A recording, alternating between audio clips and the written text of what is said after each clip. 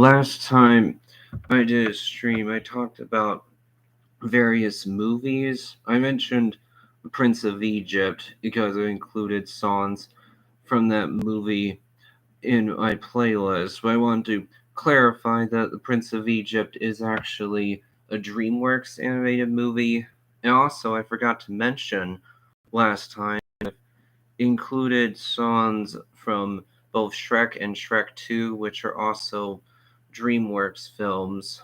Also, when it comes to MCU films, I have included in my playlist I'm Blue, Dabba Dee Dabba Die, which is played in Iron Man 3.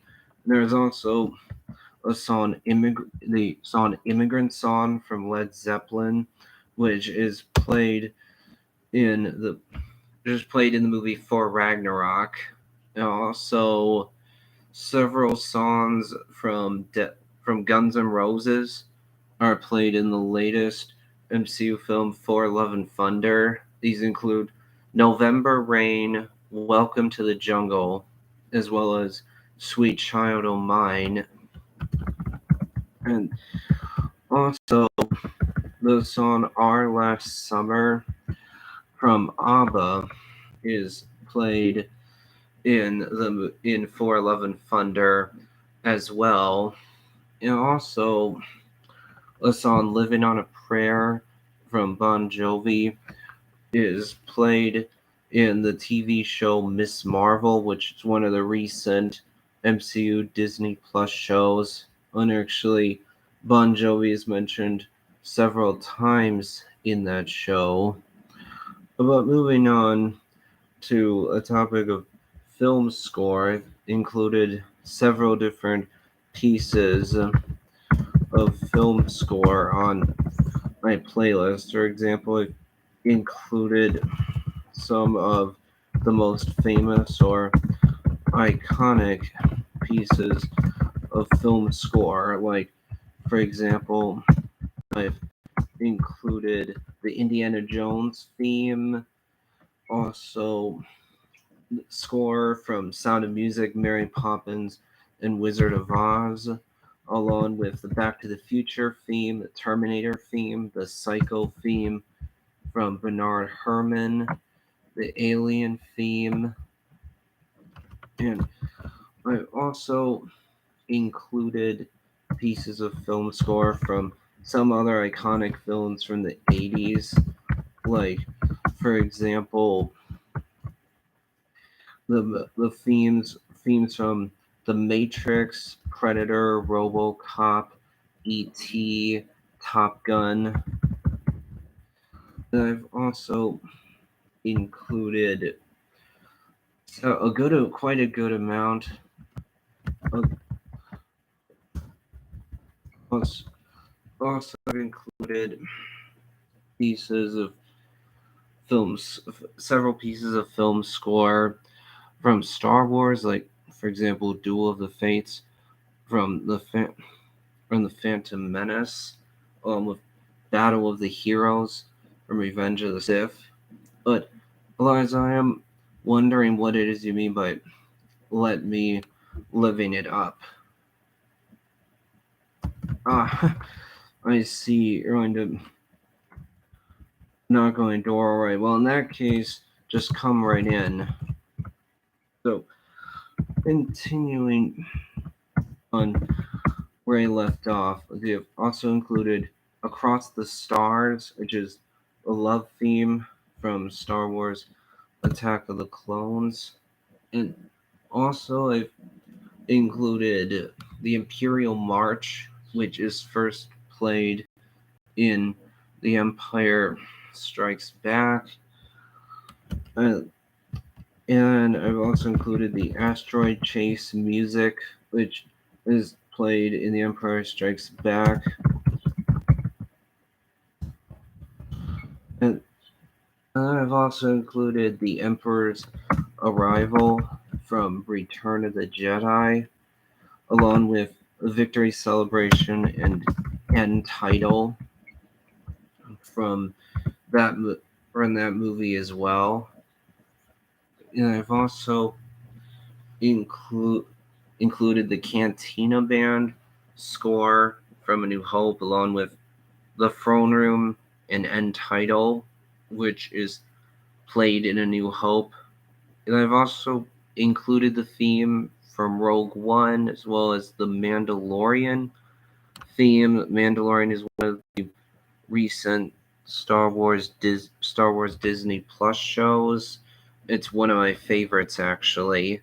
And I've also included score from Star Wars: The Clone Wars, which I think is a fantastic show, especially the later seasons. Then I've also included the Princess Leia theme, which is first played in A New Hope. And also I've included the Force Suite, or the Force theme, you could call it. Daniel, it's nice to hear that you're reading a book. What book is that? I'm actually currently reading the book Ready Player One. I've been reading that for some time now. There are several books I've read before. I particularly enjoy the Harry Potter and Percy Jackson books. I've read those multiple times. And I've also read The Client from John Grisham, Jurassic Park, Phantom of the Opera from Gaston Leroux, The Outsider, The Giver by Lois Lowry, Ender's Game, the first Divergent book. A lot of those books are ones I really enjoy. In fact, I originally read The Outsider and The Giver for middle school English class, but then I read them afterwards because I really enjoy those books. Danielle, I can see that's an important book. Glad to see that you're reading that. Hey, Hernandez Page. I'm talking about books right now. I was talking about pieces of film score just a minute ago. I actually own the Phantom of the Opera along with the Harry Potter books. In fact, those are actually on this bookcase you can see right over there. Hernandez Page, actually, Raquel. Hey there. I'm talking about books at the moment, but I was talking about pieces of film score just a minute ago. And actually, Eliza's here with me right now. Hi, everybody! You gotta liven it up, man. Okay. That's fine. Yeah, I also own this book called The Hot Zone. It's one I've read before. I enjoy that book. Yeah, Danielle's idea in terms of borrowing the Harry Potter books from me. Yeah, I have both seen the books. I've also read the movies. In fact, me and Eliza actually watched the movie Fantastic Beasts: Secrets of Dumbledore in theaters fairly recently. Oh yeah, that was pretty good. Even without understanding the concept of Harry Potter, Fantastic Beasts, the first movie, you go into the second one and you're like, bam, caught up, and you're like knowing what's going on. Yeah, in fact, me and my dad actually watched the first Fantastic Beasts film in theaters a few years back. We both really enjoyed it. Hey, Mom, you just said hi a little bit ago. Is there anything else you wanted to say? Oh, also, I have included on my playlist the theme from Cobra Kai. Yeah, well, that's a good point there. The two of us actually watched the series, The Hot Zone, a couple years back, still when we lived in Montevideo. We moved to Montevideo late May of 2018. So it was after that point, we both did really enjoy it. I think the book is very good as well. My grandpa's actually read The Hot Zone as well. But I've also included the score from the Home Alone movies. And what's funny is that there's actually been a lot of Home Alone movies, which is kind of hard to believe because a lot of people remember the first and second Home Alone movie really well. Those are, I would say, classic holiday movies. But the movies that came after those two, not very well known. There are movies that came after the two? Yeah, there actually is movies after the first two Home Alone movies. It's kind of hard to believe, but there was a Home Alone 3, which actually is very different from the first two movies because it doesn't feature the main character played by Colleen McCulkin at all. For some reason, I'm blanking on the name Kevin. Yeah, it doesn't feature Kevin or any of the supporting characters in the first two movies at all, and features completely different villains. And then there was a Home Alone 4 that was released, which does bring back Kevin. I don't think it brings back all the supporting characters. I haven't actually seen that movie before. And then there's Home Sweet Home Alone. Isn't that the recent one that just came out like last year or this year? Yeah, it was either this year or last year. It came out on Disney Plus. Yeah. Yeah, I remember now. I have not seen that movie because I've not heard good things about it at all. And I've also on my playlist included score from movie Air Bud, which is released sometime in the 90s. And the funny thing is that there's actually been quite a lot of Air Bud movies over the years. But I have only seen the first I've seen the first Air Bud film several times. I did own some other Air Bud movies on VHS tape back in New York, but I don't remember much at all about those films. Oh yeah, my mom's actually just posted a message in the chat there saying, "Nice to see you again, Eliza." Hi, dear. Also, Danielle, it's pretty cool that you got to see the first Home Alone film in theaters. That doesn't surprise me at all because it's a classic holiday film. Me and my mom both really enjoy watching movies in theaters. Specifically, really enjoy watching comic book movies in theaters. We've watched quite a good amount of the MCU films in theaters. I think you'd say you enjoy watching movies in theaters as well, right? Oh yeah, it's a lot better in theaters because then you feel like you're actually in the movie. For me, at least, you feel like you're in the movie.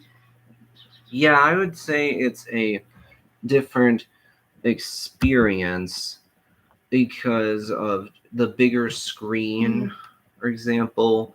Yeah, it's different nowadays because there's a ton of streaming services out there, so you have a ton of options.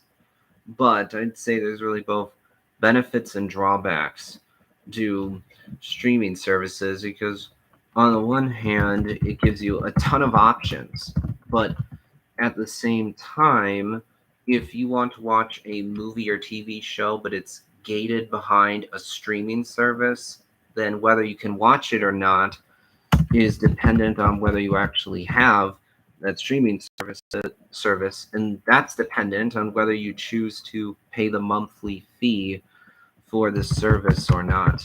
Unless you're me and my mom, we got lucky in this regard because we have friends that allow us to use their accounts for a few different streaming services, so we don't actually pay for them, which is a really nice arrangement.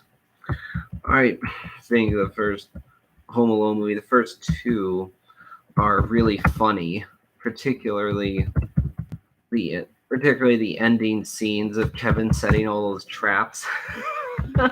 Although the funny thing is that if you think about it, Kevin and Marv, in reality, Marv and Harry, I mean, should have been a lot more injured than they really were. That's not something that really matters, but it's just kind of funny if you think about it. That, I mean, one of them gets bonked on the head by bricks multiple times in the second movie. That one He should guy, have been in a coma or something. yeah, exactly. Realistically, that's what should have happened, but it's not something that hurts the movies because, frankly, they're not trying to be realistic in this regard. It's just funny if you think about that. Like Harry gets electrocuted pretty bad in the second movie to the point where there's one shot where he's seemingly a skeleton.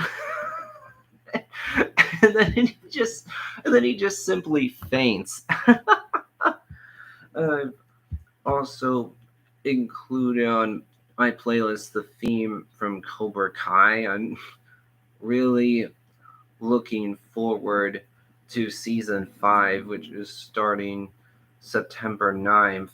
Was there anything you wanted to say if it said that much so far? Oh no, I'm happy to hang out and just add my 2 cents in, even though I've never heard of Cobra Kai, but keep going with it. I see. It's a continuation of Karate Kid, as well as Karate Kid. Okay. as well as Karate Kid 2 and 3. The first film is the one that is the most iconic, without a doubt. Mm-hmm. I think that the second film is good, and actually, Cobra Kai makes a movie a lot more important now in hindsight. Mm-hmm. And I think Karate Kid Part 3 is not very good. In some ways, it's a rehash of the first film, but one of the big differences is that you have two really cartoonish and over the top villains. You have both Silver and Kreese. In that movie, the two of them feel like they've been plucked straight out of a cartoon rather than them being serious villains. If you think back to the first film, in reality, Kreese is really a pretty one-dimensional, cartoonish villain who's just evil for the sake of being evil, really. Or put another way, he's just a jerk for not any good reason, really.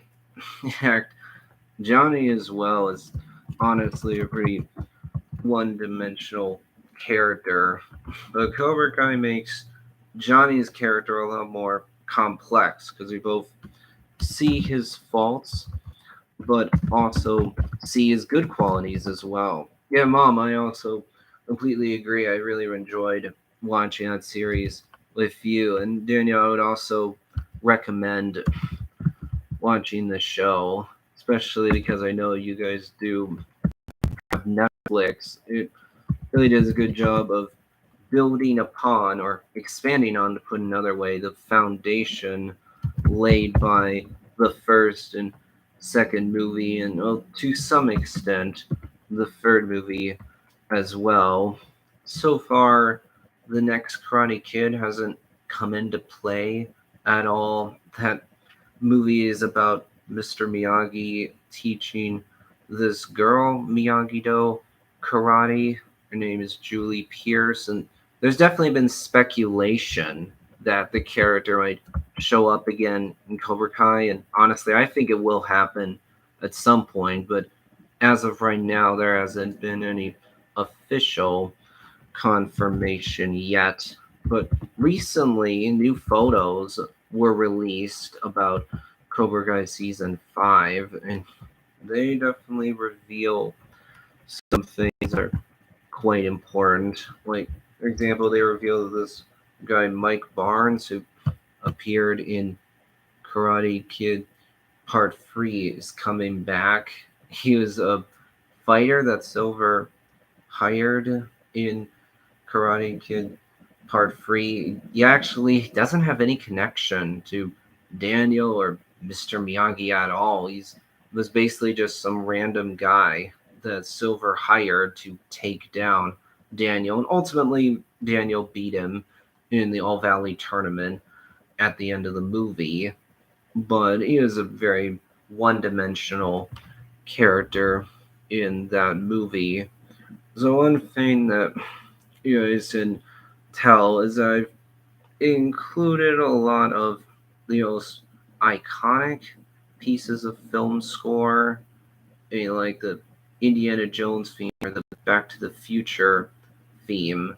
I've also included some of the iconic comic book film scores, like, for example, the Spider Man theme done by Danny Elfman from the Sam Raimi Spider Man trilogy, or the Danny Elfman Batman theme from Batman 1989, or the John Williams Superman theme from the Christopher Reeve Superman movies, and also the Hans Zimmer Dark Knight score that's played in The Dark Knight. And those are, I would say, some of the most well-known pieces of comic book film score. I think that was the score Portals from Alan Silvestri, which is played in Avengers Endgame, is also a fantastic piece of score. And well, the Avengers theme is absolutely great as well.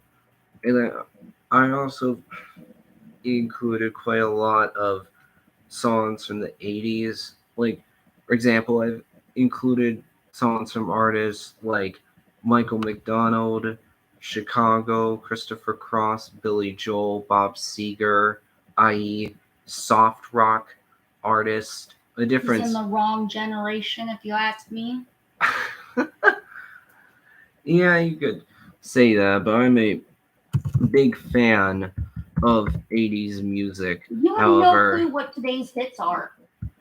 Yeah, that's true. I certainly know songs are made from after 2000. I mean, there's like a couple songs I know I came out within the last few years. Like, for example, Give Your Heart a Break or Hold the Line from Toto. Like, those released just a couple years ago.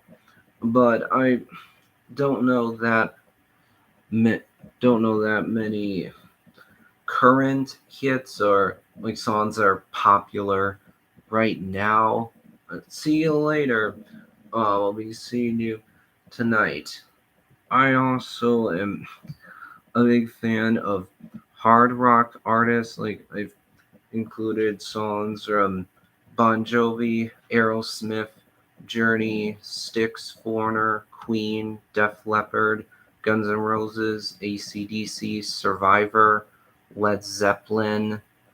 And there are other artists I've included songs from as well, but only a couple in these cases. Like, for example, I've included 2 from Rat, 2 from Poison, 2 from Kansas, 3 from Scorpion, and 1 from Boston, 1 from Autograph. And then when it comes to actually those artists that I listed just a minute ago, I've included a lot of songs from Aerosmith in particular, as I know several different albums from Aerosmith. I know 1 album from Journey and a couple of albums from Bon Jovi. I also do know 1 from Led Zeppelin, and well, at least 2 from Def Leppard. Those are some of the artists I'm more familiar with than the others.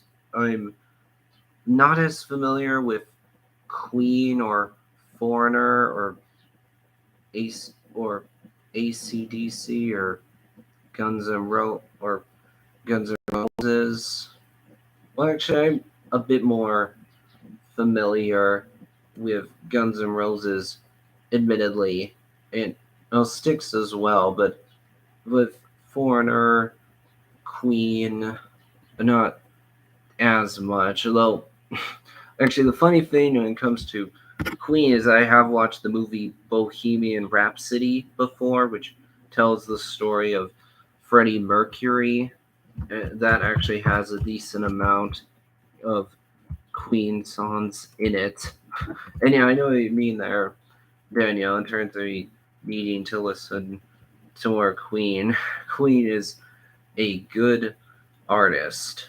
I have included 3 songs from Survivor, and I've included 2 from Chicago, 1 from Christopher Cross, a decent amount actually from Michael McDougland and Billy Joel. I've also included quite a good amount of Eagles songs. The difference there is that Eagles is a group from the 70s, not the 80s. But what's funny actually is I've included at least a couple of songs anyway that are from the 40s, which I mean, goes back a long time. Yeah, and yeah, I'd agree. Eagles are a great band. In fact, I remember last year, me and my dad went to the Montevideo County Fair. He saw this group called the Fabulous Armadillos play. They performed a lot of Eagles songs. Me and my dad both had a great time. I did a lot of dancing, and when the group did the guitar solo from Hotel California, I rocked out. I was doing I did the air guitar a lot in that case. And well, this year the group performed a lot of 80s rock songs, so therefore I actually rocked out even more. In fact, I also included 2 songs from Joanne Jett. Yeah, and then, it's a ton of fun playing the air guitar. But switching topics slightly, recently I've actually watched the movie Elvis. I watched that in theaters with my mom, and we both really enjoyed that movie. It does a really good job of showing how much of a complicated figure Elvis really is. Because, on the one hand, there's no doubt that he became a legend. He's known as the king of rock and roll, even even so long after he died. He's very, very well known. He was definitely a great showman, performer, and entertainer. Basically, he was great on stage, but at the same time, in his personal life, he struggled a lot with depression and drug abuse, which unfortunately culminated in his tragic death at the age of 42, which is... Damn, he was young. Yeah, he absolutely was young. In fact, the end of the movie splices in footage of the real Elvis Presley. It shows the last concert he ever did. It shows how during that concert he gave it his all, even though he was rather physically weak at the time and died shortly afterward. And then a film shows black and white footage of Elvis's funeral.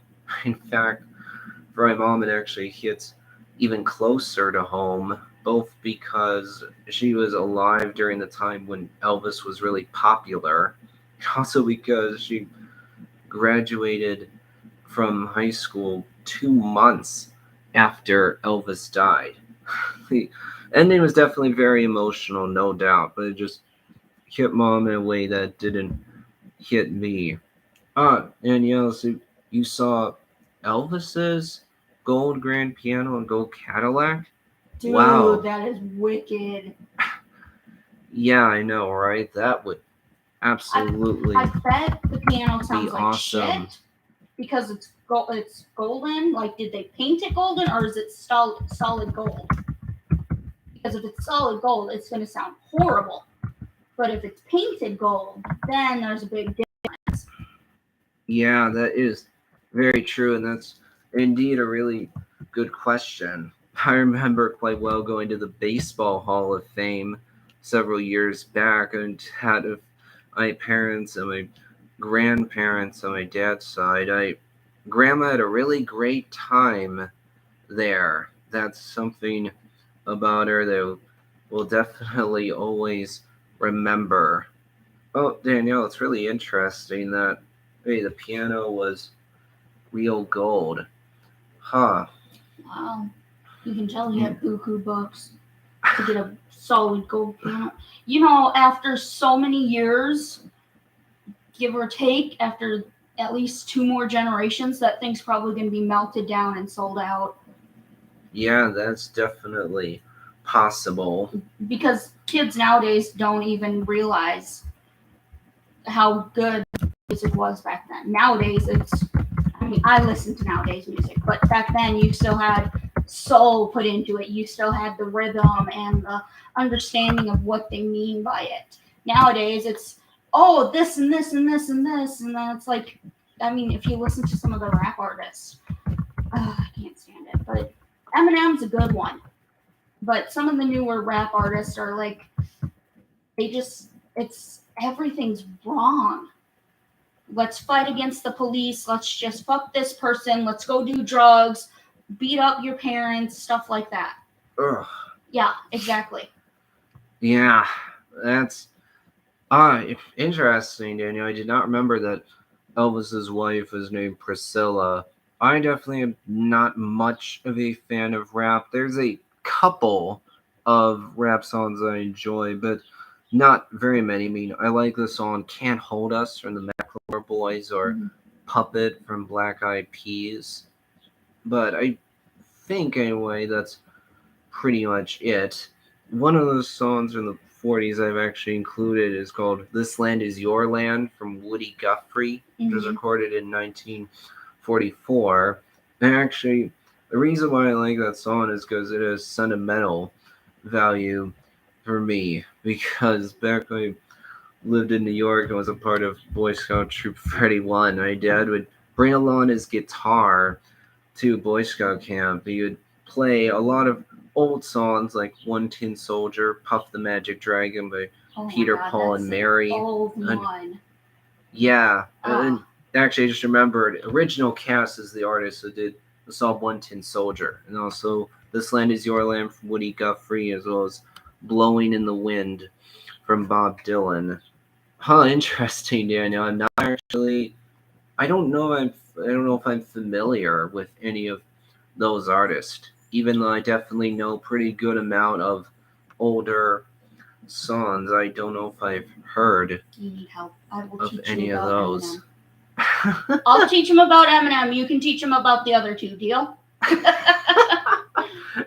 Okay. Yeah, and interesting that Dr. Dre's very talented, huh? I'm definitely gonna need to look into that. And something I remember very well is one time where the Boy Scouts were getting a bit cranky, a bit grumpy because they had been at camp for several days. It was the summer, so it was hot out. So everyone was a bit hot, a bit sweaty, a bit irritable. So the boys just started bickering, and Dad pulled out his guitar and just started playing. And the Boy Scouts just fell asleep. And the adults are all like, "Wait, Mr. Mary, how did you do that?" And after that 1 year and this ceremony was happening, the person who was in charge of the troop said that it had the guitar that had the power to tame the wild beast. Yeah, that's pretty funny. Huh, interesting. Yeah, Dr. Dre's one that founded Eminem. And also another reason I'm familiar with these old songs that I've seen the show Agent Carter before, which I'm pretty sure is on Disney Plus. That show is set shortly after World War II, so therefore it's set in the 40s, and therefore a lot of songs from that time are played, and so I've absolutely included songs on my playlist I learned because they're played in Agent Carter. But going back to the MCU Disney Plus shows, the song Wake Me Up Before You Go Goes by Wham is played in the show Moon Knight. And on top of that, let's see, I don't know if I can remember any others right now. But actually, another reason why I'm familiar with old songs is because I've been watching the show Stranger Things, which includes a pretty good amount of old songs. Like, for example, Danielle, I'm not sure who the lead singer of Wham is. Generally, I'm not familiar with the lead singer of a band for the most part. I don't know bands that well. I mean, I know that Steve Perry was the lead singer of Journey for a while, and I don't know if I remember any others right now. But actually, the song Wake Me Up is also played in Stranger Things. The song Don't Mess Around with Jim is played. There's one song from the from let's see from Jim Croc is played. The artist that does the song Time in a Bottle. Yeah, there's a song from that artist played in Stranger Things along with this song from Kate Bush. I don't remember what it's called right now, but it came out in 1986, I'm pretty sure. And I don't. Alright, let's see it.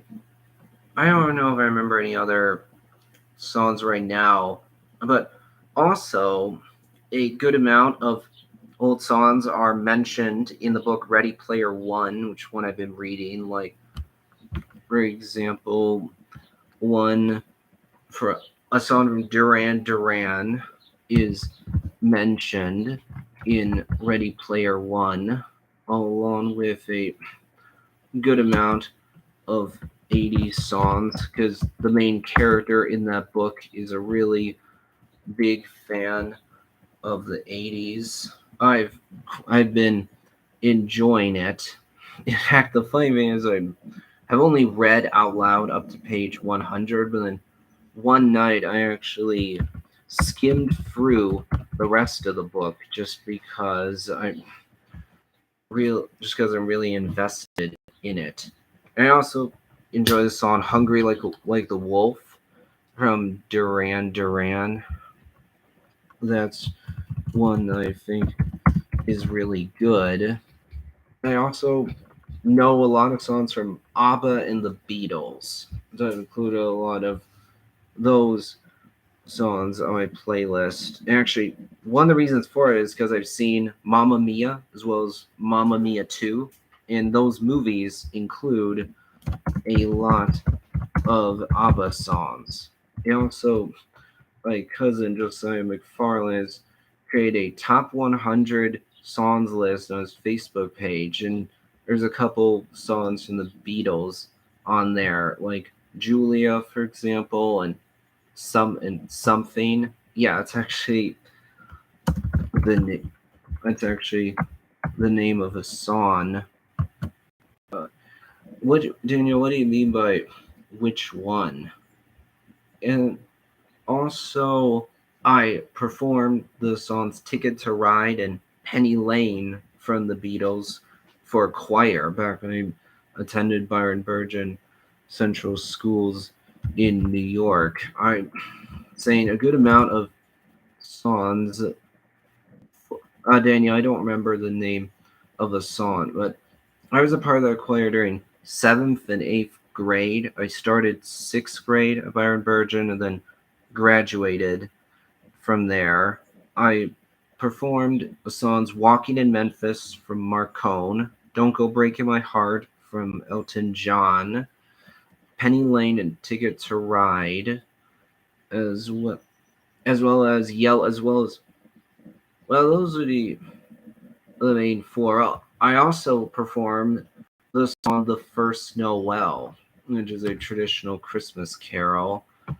And then there's also this one time where me and my dad saw this group called the Singing Silhouettes play. They were the more advanced choir, the more skilled choir. I was part of just the more basic senior high chorale. This group actually performed "Yellow Submarine" from the Beatles in costume, which was really which is really funny.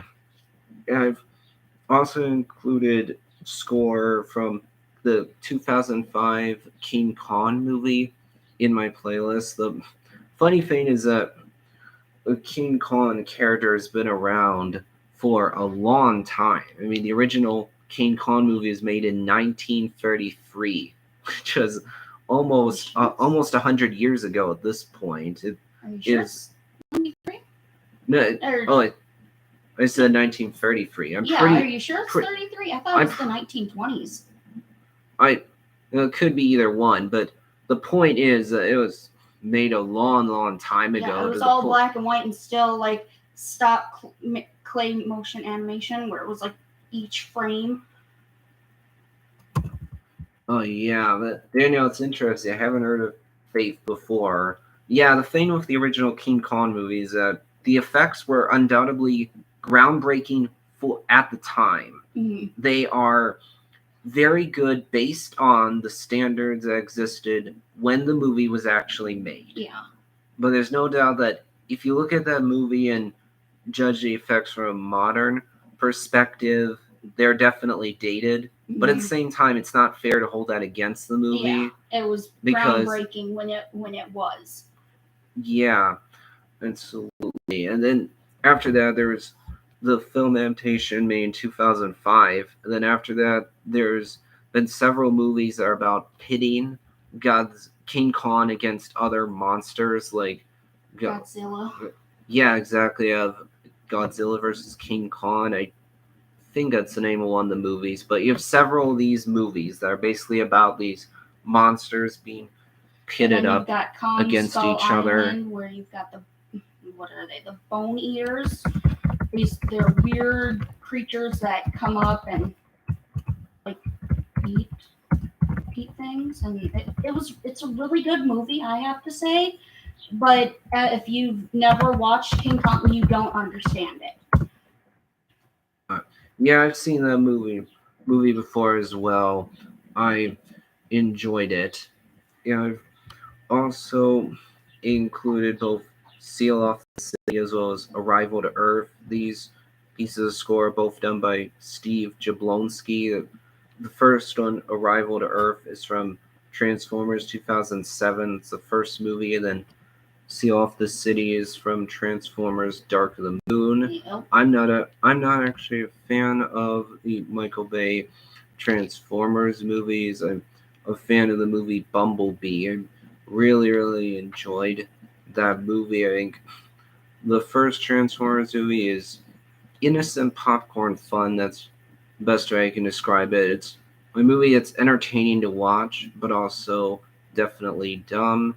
Transformers is Ouch. not. No, You're talking to a Transformers fan here.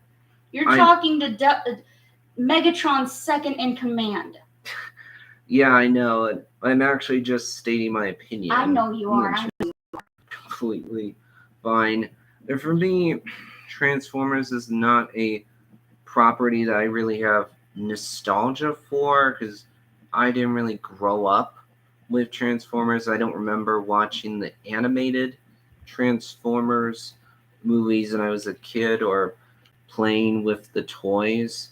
But I know for some people it definitely has a lot of nostalgia. I'm like the complete opposite. I never had any of the toys, was never allowed to watch the shows, but once I got old enough, I collected a Megatron keychain, and then I've got all the movies. I've got a Transformers animated book. There's a couple other things I've got too for it, but I was never allowed to watch it. And then when you finally get into something, you're like, hey, this is pretty sweet. And then you think about it, you're like, this could really actually be. Yeah, because you don't know what's out in space. Yeah, that is, of course, true because space is really big, and it's constantly being discovered more and more. Just and we're only one galaxy. How big it is. Yeah, that is indeed true.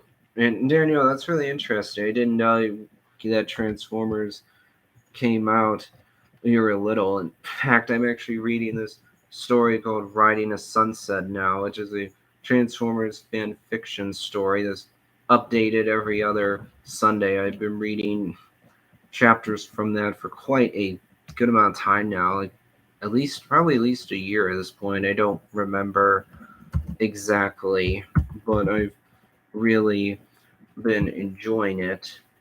And I also have included some newer songs as well, and I am particularly a fan of artists like Ed Sheeran and One Direction, which are newer because they're both from after 2000. They're not necessarily super new, but definitely newer. Then I'm also a fan of Taylor Swift, Katy Perry, Smash Mouth. There's some others. I'm trying to think of what they are. Only One Republic is another. Yeah, they're good. Artist. I follow them on Facebook. I enjoy. Yeah, Danielle, that's true. Actually, Harry Styles was part of One Direction, and actually, I do know one album from One Direction. I also enjoy the song "Sign of the Times," which is done by Harry Styles. And oh yeah, I blanked for a second back there. I'm also a fan of Black Eyed Peas, which I mentioned one song from them earlier, but I'm a fan of a couple of their songs. And actually, it's funny is that when it comes to the song Boom Boom Pow from Black Eyed Peas, I actually do have nostalgia for that song because it's played in the movie G-Force, which is this movie on Disney Plus that is about hamsters, animals like that, who are FBI, who are FBI agents. They have all these gadgets. It's a really silly idea. I watched that movie years ago. I was a lot younger, but for that reason, that song does have sentimental value for me. And also, for example, when it comes to Hot from Smash Mouth, that's another song that actually has sentimental value for me because it's played in the Hot Wheels movie, which is rather easy to watch because you can watch it for free on YouTube. You don't even have to buy or rent it. I watch it. Hot Wheels had a movie? Yeah, it's basically pure wish fulfillment. Okay. What that means is that the idea is that the audience is supposed to watch the movie and think, oh man, it would be so awesome if I could be one of these amazing drivers riding these awesome cars participating in this awesome race. It's a really simple, straightforward type of movie, and in a lot of ways it's really meant to advertise the Hot Wheels cars. And I indeed watched that movie back when I actually enjoyed playing with Hot Wheels cars. But Don't tell my brother that he has the tracks, the orange tracks. I am not kidding you. Orange as your shirt, and you connect them, and they go super long. You've got long ones, you've got short ones. He is planning for his new house to collect all the orange tracks and put it throughout the whole house, and then see how far his car will go. Because he's got oodles and oodles of Hot Wheel cars. All that kid used to get was Hot Wheel cars. yeah, I totally get that. I mean, there are several things I used to enjoy doing. Like, for example, there was a time where I enjoyed playing with dominoes. I would build little structures and then knock them over, or set up a whole row of dominoes and then just knock over the first one and the rest all fall over. Or I also used to do puzzles, or even at one point I liked playing with Legos. In fact, at one point I actually had a big bin filled with Legos. Not even organized Lego sets, like the kind you get from Walmart or other stores like that, but just a whole bunch of random Lego pieces. Oh, see you later, Danielle. I'm glad that I got to interact with you live. Yeah, I really enjoyed building just random stuff with like Legos. In fact, there was a time where I even watched the Lego movies or looked at magazines that basically advertised all the major brands. Bionic was one of them, but there's others as well. I also have included on my playlist some country songs, not very many, but some, like, for example, songs from Garth Brooks, as well as Fancy from Reba McEntire and Rednecked Woman from Gretchen Wilson. Then I also have included Cha Cha Slide, Cupid Shuffle, Footloose, and Cotton Eye Joe, which I would all describe as line dance songs, basically because they all have a specific dance that is associated with them. In fact, I know that from experience because back when I was a college student at Southwest Minnesota State University, I actually did the line dance for all of these songs at one point. Sometimes I would participate in swing dances for crew, and during these swing dances, sometimes we do a line dance. And also, I'd go outside to be around a fire and just talk with people. Sometimes line dance songs we played, and I would dance to them. I also included Shake Your Groove Thing from Peaches and Herbs, as well as Boogie Wonderland and Let's Groove Tonight from Earth, Wind, and Fire, which I personally look at as dance songs. And I also have included music from, let's see, I mentioned earlier, included score from Sound of Music, Mary Poppins, and The Wizard of Oz, which I would all describe as classic movies. When it comes to Mary Poppins and The Wizard of Oz, I've included the prologue parts of those movies, basically the music that's played right at the beginning of the movie when the credits are happening. And then when it comes to Sound of Music, I've actually included multiple pieces of score. I've included one from the Phantom of the Opera, and, well, a lot of songs from the 2004 film adaptation.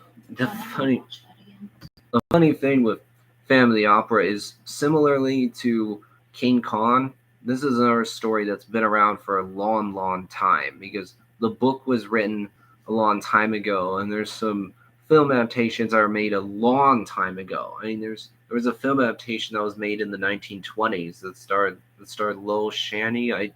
I don't think that's how you pronounce a name, but he's the actor that played the Phantom. That's another black and white movie.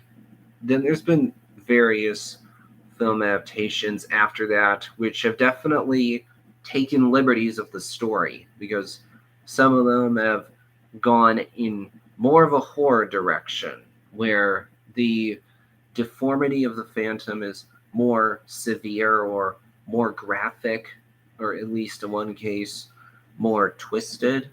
When you look at the 2004 version of the story, the Phantom's disfigurement is nowhere near as bad as either the other film adaptations or the book, because in the book, the Phantom is described as being almost like a walking corpse, as being pretty much a skeleton with not that much skin. His disfigurement is much more severe, whereas in the 2004 film, the deformity is just half of the Phantom's face, not even his entire face or his entire body. We see that he is wearing a wig to hide the fact that his hair is not normal, but still, his deformity is not that bad.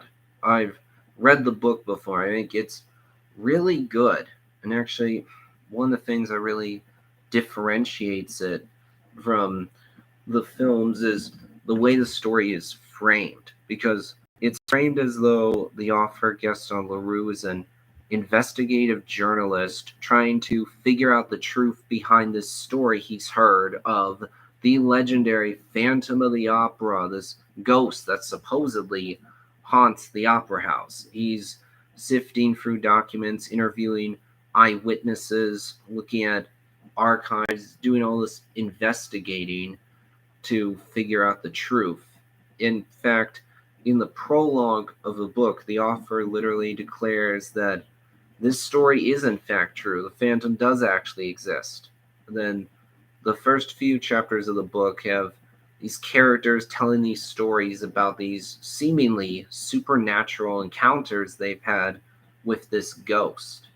But we as the audience already know that the Phantom is actually real. There's very much this tension between our knowledge that the Phantom is real with all these seemingly supernatural encounters that we hear about.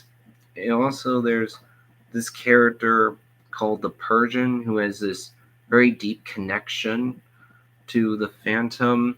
In the 2004 film, the character of Madame Jury basically fills the same role as the Persian does in the book because she's the one character that has a special connection to the Phantom and so is able to sympathize with him or empathize with him more than others can. And she's also the one who leads Raoul to the Phantom at the end of the movie, though only to a certain point.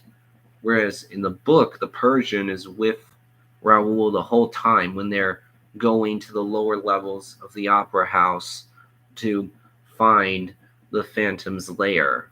They also, in the book, there's this thing called the torture chamber, which is definitely not in the 2004 film adaptation. I don't know if it's in the other film adaptations or not. But when compared to the 2004 film, another big difference is that at the end of the story, the Phantom dies. It's basically indicated that he willed himself to die of a broken heart because Christine was one of the only people that ever showed him any kindness or compassion.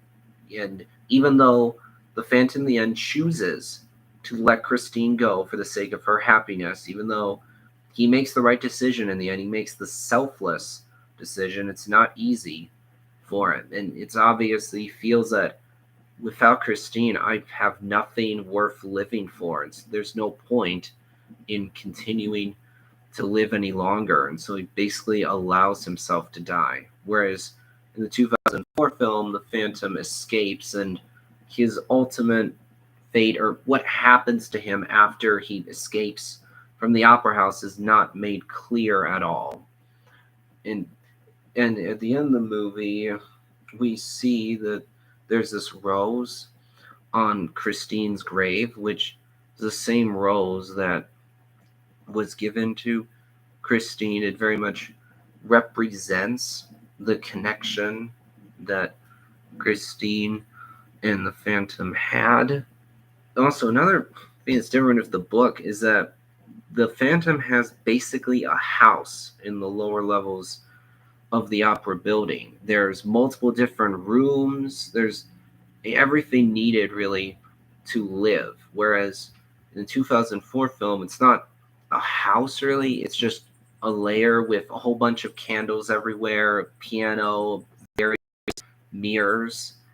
But it's nowhere near as complex as it is in the book because the Phantom's lair is pretty much a house, and he knows all these secret passages around the opera house, and he also is very skilled at ventriloquism, and so he's able to throw his voice in order to fool people into thinking that he really is a ghost. Also, when the chandelier comes down, that happens at the midpoint of the book, right after Carlotta croaks like a toad, whereas in the 2004 film, it happens at the end of the movie when Christine unmasks the Phantom, and thus everyone sees who he really is. And so the Phantom escapes with Christine. In the process, he brings down the chandelier. Also, the book never explains how exactly the Phantom made Carlotta croak like a toad.